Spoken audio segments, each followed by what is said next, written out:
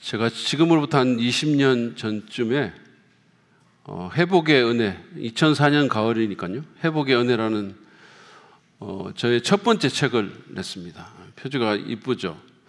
읽고 싶다는 강렬한 욕망이 들지 않습니까? 근데 제가 이때가 미국에서 온 지 얼마 그렇게 지나지 않았고, 그 전에 제가 무슨 방송 출연을 하거나 초교파 활동을 하거나 이러지 않아서 거의 무명이었는데, 무명의 작가가 낸 첫 번째 책이 한 달 만에 1,500권이 다 팔렸어요. 1세가 다 팔리는 그런 일이 있었습니다. 굉장히 많은 사람들에게 좋은 피드백을 받았고, 제가 전혀 아는 사람이 없는 강남의 한 대형교회에서 청년부에서 강사로 초청을 받기도 했습니다. 저는 그 일을 겪으면서 회복이라는 단어가 참 이렇게 사람들한테 어필이 되는구나, 이런 생각을 했습니다. 사람들은 회복을 원합니다. 무슨 관계의 회복, 가정의 회복, 건강의 회복, 경력의 회복, 경제적 회복, 다양한 회복을 갈망합니다. 어제가 3.1절이었는데 우리 선조들이 그 옛날 그 3.1절에 빼앗긴 나라를 되찾기 위해서 목숨을 걸고 거리로 나왔죠. 그걸 기념하는 날이 어제였는데, 또 그때 어제 궂은 날씨에도 불구하고 좌든 우든 많은 사람들이 민주주의를 회복하겠다고 또 거리로 나왔습니다. 경제적인 회복, 관계 회복, 또 좀 더 스케일이 크게 민주주의 회복, 나라의 회복 다 필요하고 중요합니다. 근데 우리가 그리스도인으로서 더 중요하고 더 본질적인 그런 회복이 우리에게 필요합니다. 그게 뭘까요? 오늘 본문은 예수님의 충격적인 그런 행동과 말씀을 통해서 우리가 반드시 회복해야 할 것이 무엇인지를 가르쳐 줍니다. 먼저 본문 내용을 좀 살펴보도록 하죠. 오늘 본문은 마가가 자신의 복음서에서 종종 보여줬던 샌드위치 구조로 되어 있습니다. 그러니까 무화과 나무 이야기 사이에 성전을 깨끗게 하시는 예수님 얘기가 들어있죠. 언뜻 보면 별 상관이 없는 얘기 같아요. 그렇지만 그것은 서로 연결되어 있는데, 이 얘기는 당시 하나님의 백성이었던 그 이스라엘, 그리고 그 지도자들에게 있었던 문제들에 대한 예수님의 경고, 더 심하게 표현하면 주님의 저주 또는 심판을 담고 있습니다. 다시 말하자면 이 얘기들은 하나님의 백성인 이스라엘에게 마땅히 있어야 할 건데 없는, 그래서 주님의 마음을 아프게 하고 분노하게 만드는 것들이 무엇인지를 우리에게 보여주고 있습니다.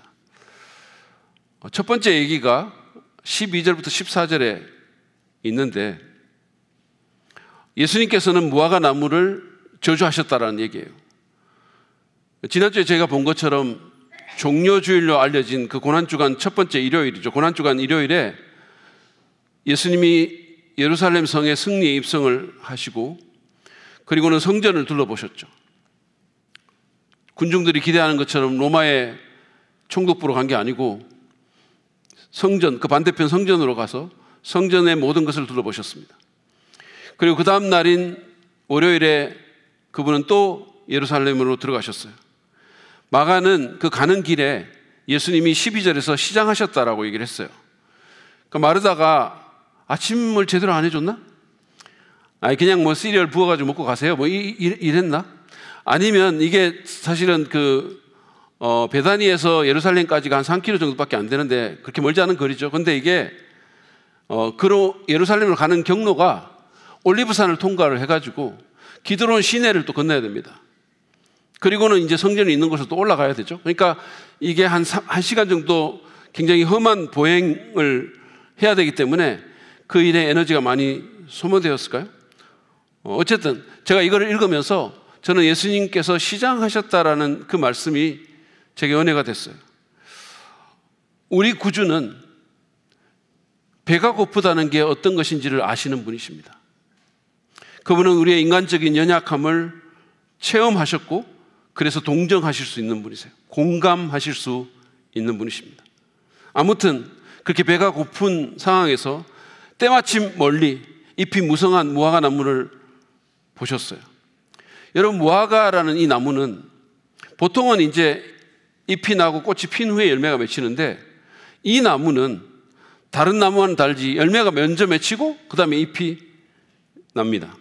사실은 꽃이 없어요. 그래서 무화과인 겁니다. 무화과, 꽃이 없는 과일. 지금 처음 하신 거죠. 여러분, 교회가 이렇게 좋은 데입니다. 이런 걸 알려주는 거예요. 근데 어쨌든 간에 이 잎이 무성하다라는 말은 무화과의 특성상 열매가 먼저 나고 잎이 나기 때문에 열매를 기대할 만하다라는 뜻이죠. 물론 마가가 13절에 밝힌 것처럼 지금은 무화과의 철이 아닙니다. 무화과가 본격적으로 열리는 때는 여름철이죠. 제가 어렸을 때 저희 집에서 정원에서도 무화과를 이렇게 재배를 했었거든요. 그랬는데 지금 8월이 아니고 뭐 심지어 7월도 아니니까 무화과의 철이 아니죠. 지금은 3, 4월이니까. 그러나 그렇다고 무화과 열매가 아예 없지 않습니다. 이 봄철에. 크기도 작고 당도도 떨어지지만 사람들의 시장길을 채워줄 만한 그런 작은 열매들이 있는 거죠. 그래서 구약성경 이사야서 28장 4절도 사마리아를 비유하면서 이렇게 말합니다. 여름이 오기 전에 맨 먼저 익은 무화과와 같아서, 이렇게 얘기를 해서. 그러니까 여름철 본격적인 열매가 맺히기 전에 이것 그 작은 무화과 같다, 이렇게 말한 거죠. 그래서 예수님께서 기대하고 갔는데 이 나무에는 아무 열매가 없었어요. 예수님은 가까이 가셔서 열매가 없음을 확인하신 후에 14절에서 이렇게 말씀합니다. 예수께서 그 나무에게 말씀하셨다. 이제부터 영원히 내게서 열매를 따먹을 사람이 없을 것이다. 제자들이 예수께서 말씀하시는 것을 들었다. 예수님께서 왜 이런 모집 말씀을 하셨을까요? 배가 고픈데 먹을 게 없어서 요즘 아이들 말로 킹 받으셨을까요? 그래서 죄 없는 나무에게 하프리성 저주를 하셨을까요? 그렇게 오해하는 사람들이 있습니다. 대표적으로 영국의 유명한 철학자고 수학자인 버트란트 러셀 같은 사람, 그 사람은 나는 왜 그리스도인이 아닌가라는 자신의 책에서 이 구절을 꼭 집어서 예수님을 비판합니다. 이런 예수를 어떻게 믿느냐는 거죠. 이 정도 자제력도 없는, 배고파서 폭발하는 예수? 그렇습니다. 만약에 배고픈데 먹을 게 없어서 감정을 폭발하고 나무를 저주하는 신이라면 그런 신은 믿을 가치가 없죠. 솔직히 저도 그렇게는 안 합니다. 그 정도 자제력이 없지는 않아요. 문제는 예수님이 그래서 나무를 저주하신 게 아니라는 겁니다. 예수님은 이것을 이용해서 지금 제자들에게 실물 교육을 하시는 거죠. 여러분, 아까 주위에서 보셨는지 모르지만 마가는 14절에서 예수님이 나무에게 저주하는 소리를 제자들이 들었다라는 말을 거기 포함시켰어요. 제자들이 이 말씀을 들었다라는 거예요. 그 말은 교육용이라는 거죠. 무화과는 구약에서 포도나무와 함께 종종 이스라엘을 상징하는 그런 나무로 묘사가 되죠. 예수님은 지금 겉은 그럴듯하지만, 겉보기에는 막 있을 것 같지만 아무런 열매도 없는 그 이스라엘의 영적 상태를 비유적으로 드러내시면서 이 민족에게 임할 심판의 상징으로 이런 언행을 의도적으로 하신 겁니다. 그 다음 단락인 15절부터 19절은 예수님이 성전에 들어가셔서 그 성전을 깨끗하게 하시는 얘기를 담고 있습니다. 무화과 나무를 저주하시고, 그리고는 이제 본격적으로 예루살렘에 도달하셔서 성전에 또 들어가셨죠. 그분은 그 전날 성전에서 어떤 일이 벌어지고 있는지를 자세히 살펴보셨어요. 그리고 그 보신 것을 좋아하지 않으셨습니다. 아니, 마음이 많이 상하셨어요. 분노하셨을 겁니다. 그래서 그분은 그 다음 날 성전에서 충격적인 행동을 하시죠. 15절부터 16절에 그 행동이 나와 있습니다. 예수께서 성전에 들어가셔서 성전 뜰에서 팔고 사고 하는 사람들을 내쫓으시면서 돈을 바꿔주는 사람들의 상가, 비둘기를 파는 사람들의 의자를 둘러 엎으시고 성전 뜰을 가로질러 물건을 나르는 것을 금하셨다. 다른 성경에 보면 채찍까지 사용하셨어요. 굉장히 폭력적인 장면입니다. 만약에 어떤 목회자가 교회에서 이것의 반 정도라도 했다면 아마 그 다음날 짐 싸야 될걸요? 여러분, 우리 교회 모토가 더 예수 닮은인데 오늘 이 구절을 보면서 이 예수님을 닮기 원합니다. 이렇게 말하는 사람이 없기를 바랍니다. 사실 예수님은 우리처럼 자기 성질을 못 참아서 또는 자신의 어떤 이익이나 자신의 자존심이 침해돼서 그래서 이런 행동을 하신 것이 아닙니다. 이거는 거룩한 분노입니다. 예수님은 하나님에 대한 끓는 열정 때문에 그리고 전해야 될 아주 중요한 메시지가 있기 때문에 의도적으로 이렇게 하신 거죠. 본문에서 예수님이 들어가신 곳은 성전의 바깥뜰인데 이방인의 뜰로 불렸어요. 여러분 사진 한번 보시죠. 여기 보시면 여기 이게 다 이방인 뜰입니다. 이방인의 뜰이에요. 굉장히 거대합니다. 그리고 요 안에 들어가면 여기가 여인들의 뜰, 뭐 이렇게 이제 이스라엘의 뜰, 뭐 이런 게 나와 있어요. 근데 어쨌든 지금 말하는 그 이방인의 뜰이 이거죠.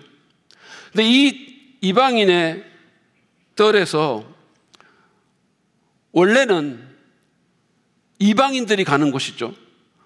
이방인은 말 그대로 여기까지만 갈 수 있었어요. 그러니까 그 이상을 가면 안 됩니다.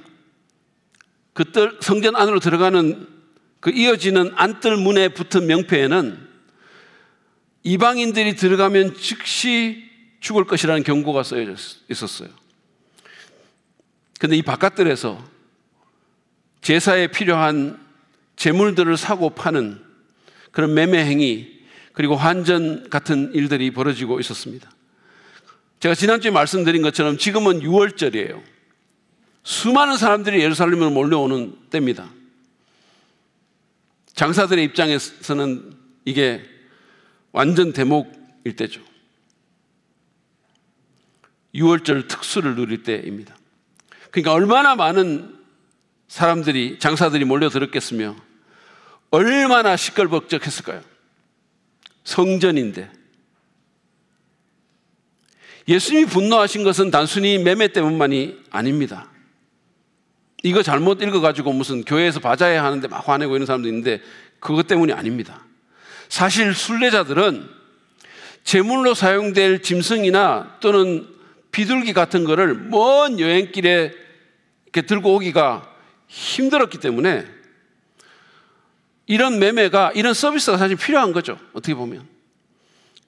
그리고 당시 20살 이상의 모든 유대인들은 다 성전세를 내야 됐기 때문에 그 당시 각 곳에서 사람들이 몰려오면서 각각 다른 어떤 화폐들, 동전들을 갖고 있었을 텐데 이거를 성전에서 통용되는 두로의 세겔로 바꿔주는 그런 필요도 있었어요. 그런데 문제는 이런 행위를 하면서 독점적인 위치를 이용해서 수수료 등의 명목으로 엄청난 바가지를 씌웠다는 겁니다. 말도 안 되는 그런 바가지를 씌웠고 이게 성전을 지배하는 사두개인들과 제사장 그룹과 결탁되어 있었다는 거죠. 더 심각한 것은 이런 부정한 일들이 성전 안에서 성전이라는 거룩한 곳에서 이루어지고 있었고 그로 인해서 예배가 더럽혀지고 있었다는 거예요. 하나님을 높이고 경외하는 성전, 주의 말씀을 묵상하고 주님께 기도하고 이방인들이 하나님께 나아가는 그 예배 장소가 누군가의 이익을 위한 돛대기 시장처럼 된 겁니다. 이게 예수님을 그토록 분노하게 만든 거죠.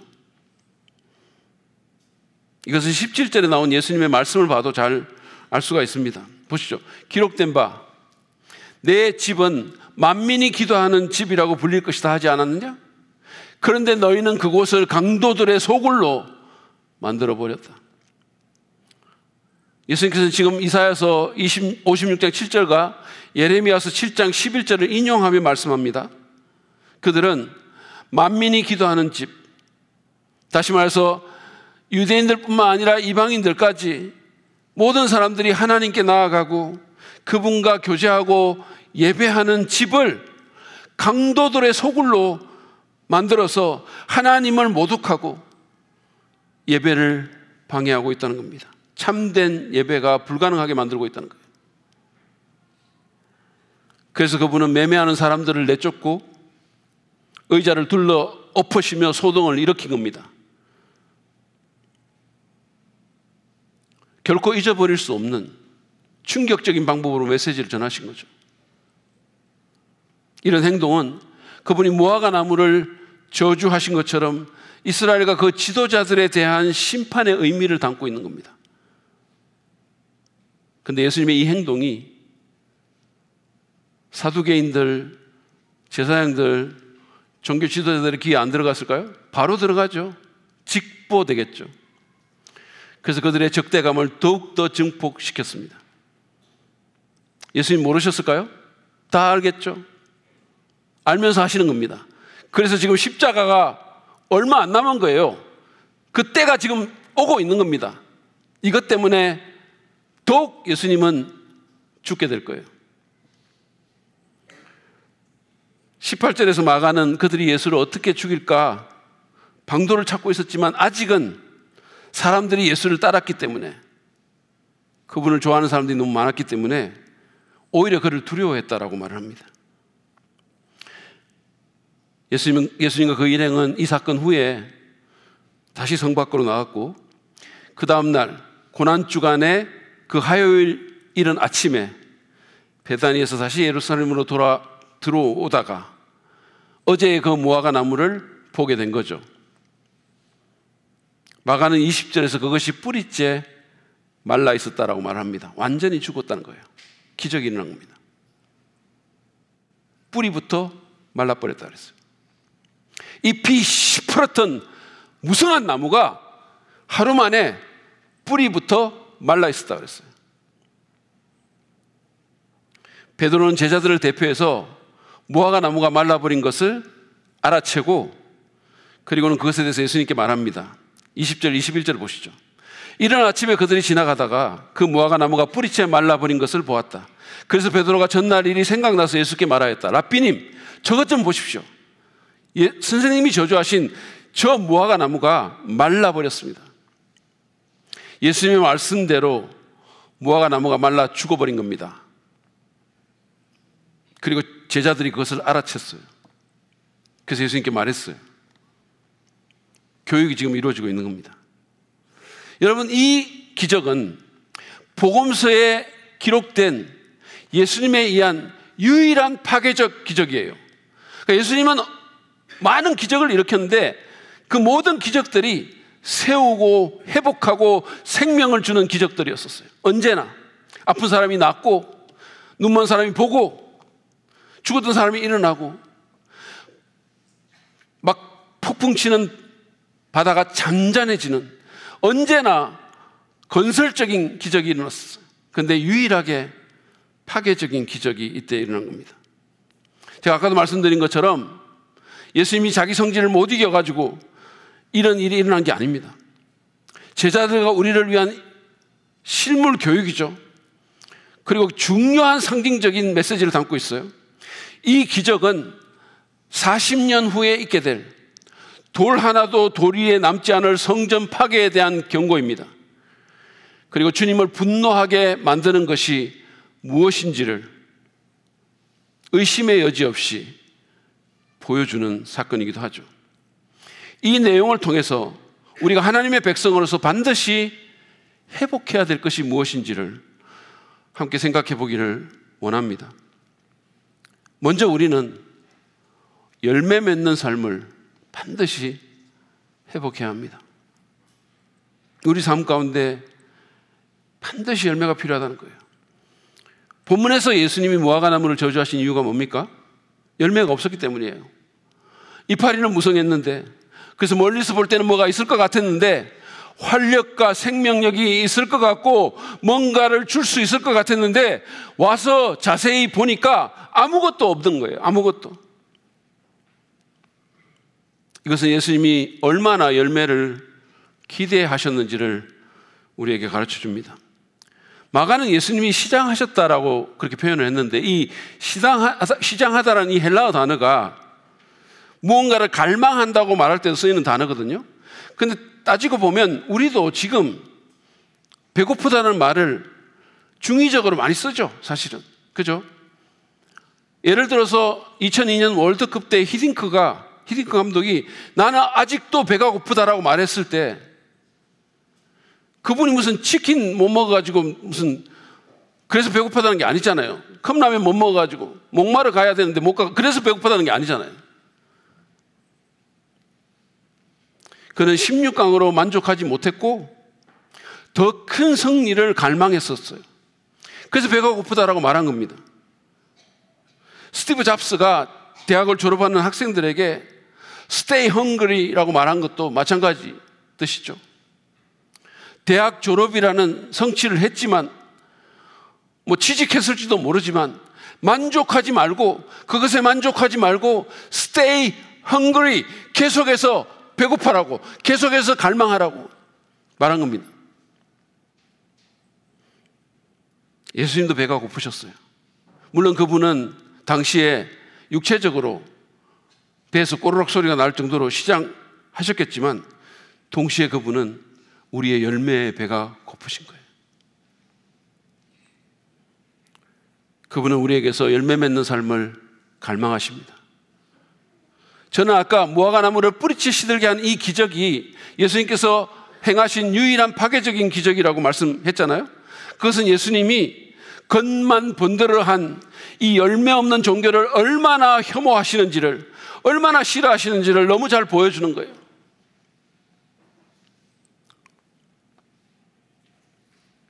또한 그것은 그분이 열매를 얼마나 간절히 원하시는지를 반증하기도 합니다.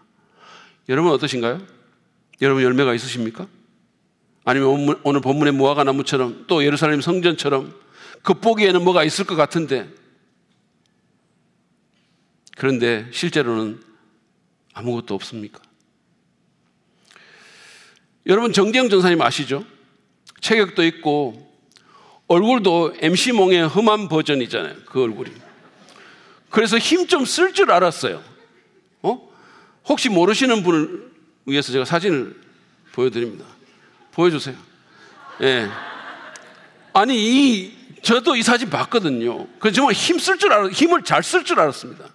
교회 전도사들은 힘을 잘 써야 돼요. 근데 알고 보니까 허당인 거죠. 허리 아프고 뭘 제대로 못해요. 힘을 못 써요. 근데 이런 허당은 애교로 봐줄 수도 있지, 좀 귀여운 면도 있어요. 근데 영적인 허당은 위선자입니다. 영적인 허당은 위선자예요. 저처럼 사람들 앞에 서서 뭐 있을 것 같이 말씀 전하고 이런 사람들 굉장히 조심해야 돼요. 경건한 것처럼 보이는데, 손 들고 기도하는데 예수님이 가서 보니까 아무것도 없는, 그러면 그건 위선자예요. 주님을 진절머리 나게 한 위선자죠. 저는 본문에서 예수님이 무화과 나무에 가까이 가서 보셨다라는 말이 너무 부담스러웠어요. 가까이 가서 보셨다 그랬어요. 13절 한번 다시 볼까요? 멀리서 잎이 무성한 무화과 나무를 보시고 혹시 그 나무에 열매가 있을까 하여 가까이 가서 보셨는데 잎사귀밖에는 아무것도 없었다. 사실 그분은 전날 성전에 들어갔을 때도 거기 가서 자세히 모든 것들을 점검하셨어요. 다 보셨어요. 그분이 우리에게, 그리고 우리 교회에 가까이 와서 속속들이 살펴보신다면 그분은 무엇을 보실까요? 그분이 기대하시는 열매를 볼 수 있을까요? 아니면 본문에서처럼 아무것도 없어서 허탈해 하시고 마음 아파하시고 심지어 분노하실까요? 여러분 어떨 것 같으세요? 예수님이 여러분의 집에 가까이 가서 보시고 회사 생활을 살펴보시고 여러분의 혼자 있는 시간을 주목하시고 여러분의 SNS와 유튜브 생활을 검열하시고 여러분의 마음을 자세히 들여다보신다면 그분이 어떻게 반응하실 것 같습니까? 우리 교회에 세계 건축상 받은 이 아름다운 건물이 아니라 여기 들어오셔서 여기 가까이 오셔서 속속들이 이 교회를 살펴보신다면 목사와 중직자와 목자들 그 모든 것들 되어지는 모든 일들을 주님이 보신다면 뭘 보실까요?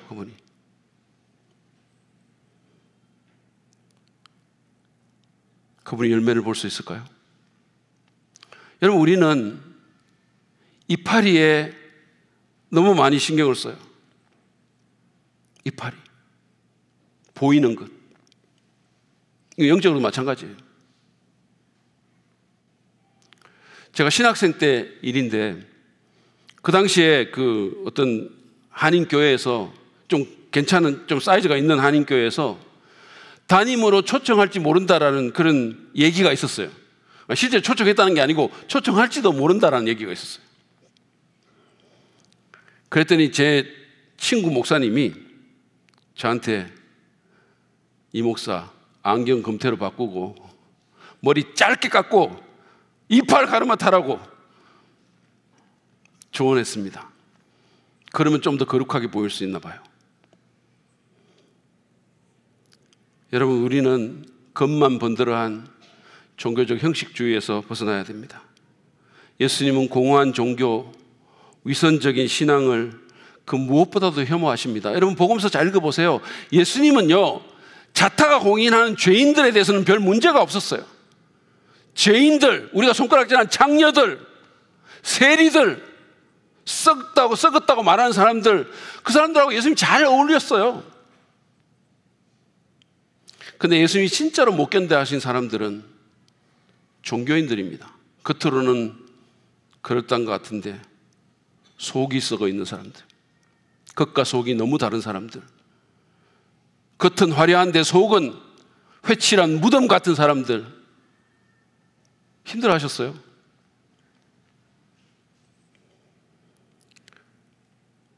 우리는 열매 맺는 삶을 회복해야 됩니다. 회개의 열매, 성령의 열매, 성품의 열매, 거룩한 삶의 열매, 전도의 열매가 있어야 돼요. 일주일에 한 번씩 교회에 나와서 예배당에 앉아있고 거룩한 목소리로 사람들 앞에서 대표기도 하고 기분 날 때 손 들고 눈 감고 찬양하고 이런 거 외에, 제가 그거 잘못됐다고 말한 거 아니고 그런 거 외에 정말로 예수 믿는 사람 같은 삶의 열매를 회복해야 돼요. 정말로. 그러기 위해서 우리는 예수님께 나가야 됩니다. 요한복음 15장 4절 5절 말씀에서 예수님이 직접 하신 말씀을 보시죠. 내 안에 머물러 있으라. 그리하면 나도 너희 안에 머물러 있겠다.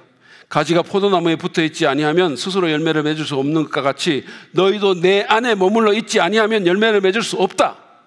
나는 포도나무요 너희는 가지이다.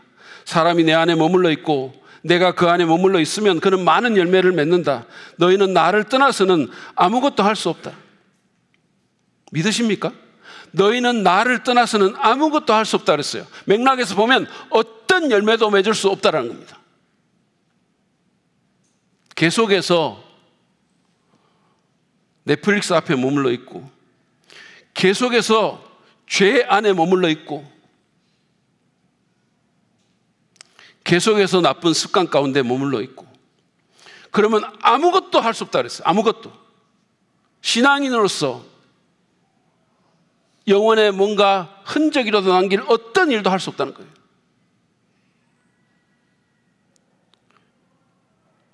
돌이켜서 죄를 떠나고 그게 회개입니다. 그리고 더 나아가서 그분의 말씀 안에 머무르고 그분과 교제하고 그분이 보내신 성령님의 지시와 인도를 받아야 된다는 뜻이에요. 여러분, 우리가 일주일에 한 번도 말씀 안에 거하지 않는데 말씀 보는 일도 없고, 주일날 여기 나가면 예수님 안녕히 계세요 하고 나가고, 옛날에는 그랬는데 그래도 뭐 옛날에는 탈탈 털어가지고 일요일날 성경 갖고 오기라도 했는데 지금 성경도 안 갖고 오잖아요. 그런데 어떻게 열매를 맺습니까? 내 안에 머물러 있어야 열매를 맺는다 그랬는데, 말씀 안에, 성령 안에 머물러야 되죠. 그러면 사랑, 기쁨, 화평, 인내, 친절, 선함, 온유, 절제와 같은 성령의 열매가 맺힐 겁니다. 그게 안 되면 짜증내고 성질내고 폭발하고 못 참고 강팍하고 싸우고 그런 일들이 일어나는 거예요. 열매가 없는 거예요. 주님 안에 거합시다. 주님 안에 거합시다. 그러면 우리는 종교적 겉모습만 있는 게 아니라 예수님을 닮은 사람이 되고, 그러면 자연스럽게 전도 열매도 맺히게 될 것입니다. 거룩의 열매가 맺히게 될 겁니다. 두 번째로 우리는 예배를 반드시 회복해야 됩니다. 참된 예배를 반드시 회복해야 돼요. 저는 이미 예수님께서 성전에서 왜 이렇게 분노하셨는지에 대해서 말씀드렸어요. 그것은 바로 예배가 무너졌기 때문입니다. 예수님은 성전을 만민이 기도하는 집이라고 그렇게 묘사하셨죠. 여러분, 기도가 뭡니까? 기도는 기본적으로 막 그냥 내가 원하는 거 막 때를 써가지고 막 해가지고 하나님 못 견디게 만들어가지고 하나님 조종해서 내가 원하는 거 얻는 게 아니고, 기도는 기본적으로 하나님과 교제입니다. 우리가 하나님께 나아가는 게 기도예요. 겸손히 감사함으로 하나님 앞에 나가 무릎을 꿇고 주님께 말씀드리고 주의 음성 듣고 주님과 교제하고 주님의 사랑을 경험하는 거죠. 따라서 만민이 기도하는 집이라는 것은 유대인뿐만 아니라 이방인들까지 하나님께 나아가서 교제하고 하나님을 예배하는 장소라는 뜻입니다. 그런데 종교 지도자들이 그 거룩한 곳을 도둑들의 소굴로 만들어 놓았다는 거예요. 예배가 사라진 곳에 비즈니스만 남았습니다. 하나님의 영광과 기쁨이 아니라 사람들의 세상적 이익과 성전의 기득권 지키기에 초점이 완전히 모아진 거예요. 한국 교회 모르겠어요. 지금 여기도 그런 게 있을지 모르지만 이민교회 가면 교회 나와서 장사하는 사람들이 있습니다. 교회에 와서 교인들 대상으로 뭐 파는 사람들이 있어요. 주님이 거기 오시면 뭐라 그러실까요? 어떤 사람들은 여기 와서 파워게임 하는 거죠. 내 사회적인 욕구를 충족시키고, 이민사회에 뭐 별로 알아주는 사람 없으니까 교회에 와서 직분 노름하고 그것 때문에 싸우고.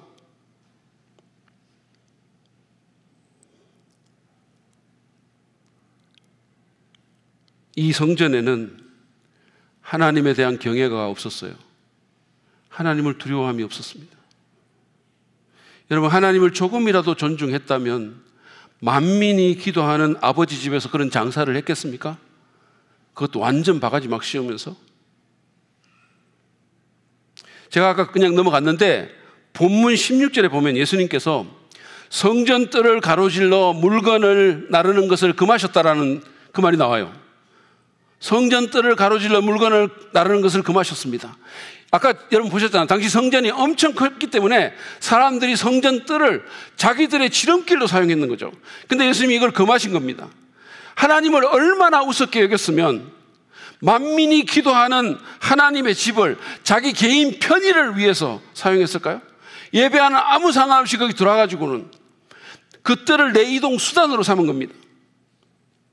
예수님이 그것에 대해서 분노하셨고, 그래서 이 행위를 금지시킨 거예요. 예수님 마가복음 7장 6절 7절에서 이사야를 인용해서 말씀한 것처럼 이 백성은 입술로는 나를 공경해도 마음은 내게서 멀리 떠나 있다.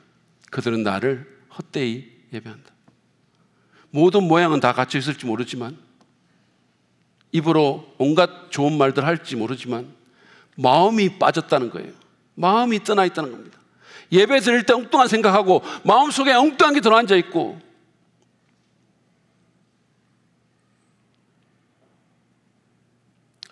존 메가더가 지적한 것처럼 여러분, 예배는 우리 그리스도인의 궁극적인 우선순위가 되어야 돼요. 우리의 탑 프라이어리티가 되어야 된다는 말씀이에요. 우리가 제일 먼저, 제일 중요하게 생각하고 제일 열정을 쏟아야 되는 행위라는 말씀입니다. 예수님은 하나님께서 신령과 진정으로 예배하는 자들을 찾으신다라고 말씀하셨어요. 설교 잘하는 사람, 성경 많이 아는 사람, 교회 오래 다닌 사람, 돈 많은 사람, 무슨 중직자나 지위가 높은 사람이 아니라 예배하는 자를 찾으신다는 겁니다. 예배하는 자. 그 마음으로. 그 말은 하나님의 가장 큰 관심사가 예배에 있다는 말씀이죠. 교회에 대해서도 마찬가지예요. 얼마나 많이 모이고 찬양팀이 얼마나 탁월하게 잘하고 건물이 얼마나 좋고 그런 것은 주님의 관심을 1도 끌지 못해요. 여러분, 예수님 보십시오. 예수님 당시에 이 헤롯 성전에 대해서 조금의 인상도 받지 않으셨어요. 여러분, 이 헤롯 성전이 얼마나 대단한 성전인지 아십니까? 얼마나 큰지 아세요? 이 성전의 대지 면적이 얼마인지 아십니까? 무려 4만 3천 평에 달했어요. 여러분들은 뭐 43만 평, 아니 무슨 4억 3천만 평 정도는 돼야지 조금 놀라실 겁니다. 성전이 4만 3천 평 대지가 그랬어요. 참고로 우리 교회의 대지 면적은 332평입니다. 근데 저는 이게 크다고 자랑하고 다녔어요, 처음에. 누가 와가지고, 저쪽에 있는 또 다른 감리교회하고 여기하고 어디가 더 큽니까? 라고 얘기하면 저는 우리가 크죠. 우리가 332평이 그건 300평인데. 이렇게 말했던 사람이에요. 근데 성전의 규모가 얼마나 큰지, 남북으로 500m, 동서로 300m의 그 거대한 판 위에 이 성전이 건축된 거예요. 놀라지를 않으시네. 저는 여러분이 정말 대단하십니다. 아니, 동서로 300, 남북으로 500이라니까요. 제가 이걸 계산을 해보니까 축구장이 5개 들어가는 크기예요. 엄청난 크기입니다. 거기다 군데군데 금이 박혀 있어가지고 얼마나 화려했던지. 근데 이렇게 화려하고 이렇게 거대한 빌딩에 예수님은 1도 인상받지 않으셨어요. 그분이 보신 것은 하나님에 대한 마음과 예배였었어요. 하나님을 얼마나 귀하게 여기는지, 그분에 대한 참된 예배가 올라가고 있는지, 거기 오는 순례자들이 입술이나 형식이 아니라 마음으로 주님을 사랑하고 진심으로 예배하는지, 그것에 관심을 집중했고, 그것이 없다고 판단했을 때 돌 하나도 돌 위에 남지 않고 무너질 것이라고 선언한 것입니다. 여러분 스스로에게 한번 물어보시죠. 나는 예배자인가? 나는 목사인가? 나는 집사인가? 나는 목자인가? 나는 사역자인가가 아니라 나는 예배자인가?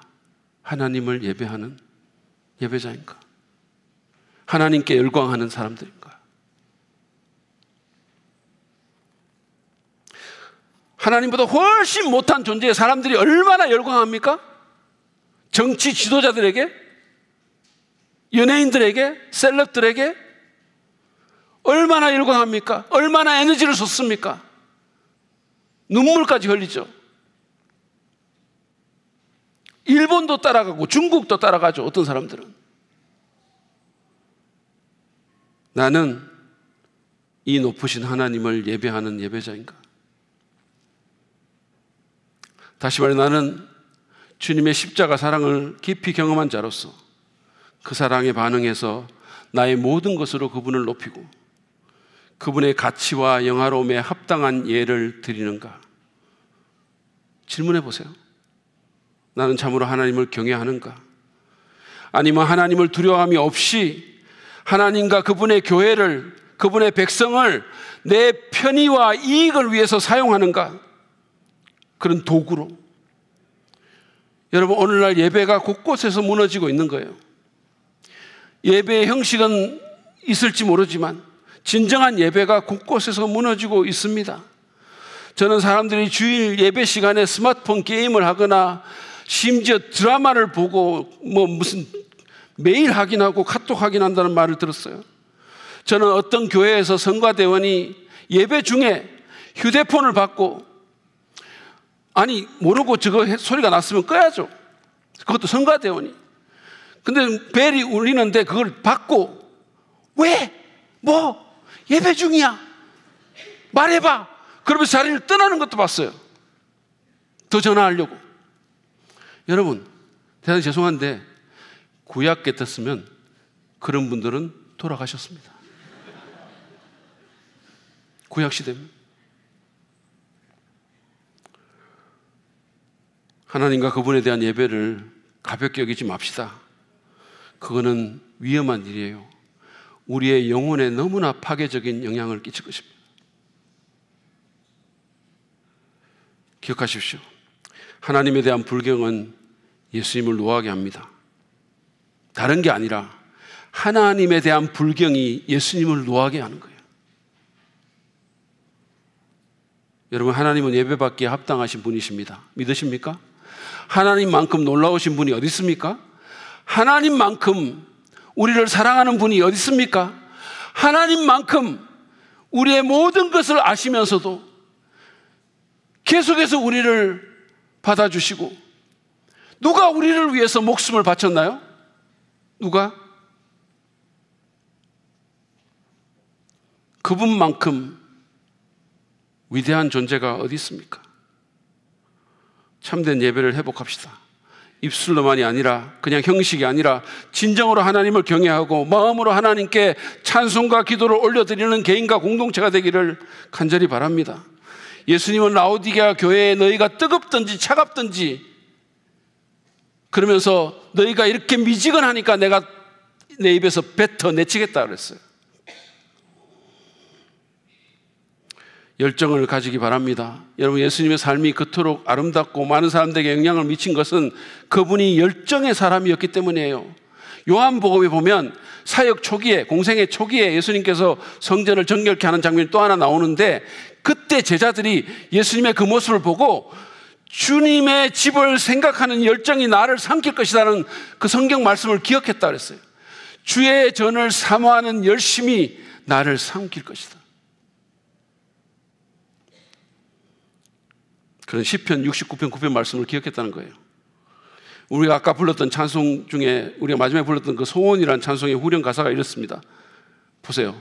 나의 평생에 단 한 가지 소원, 주의 아름다우심 보며 사랑 노래하는 것, 나의 왕 대신 주님의 얼굴 구하며 주 사랑 안에 머물러 사랑 노래합니다.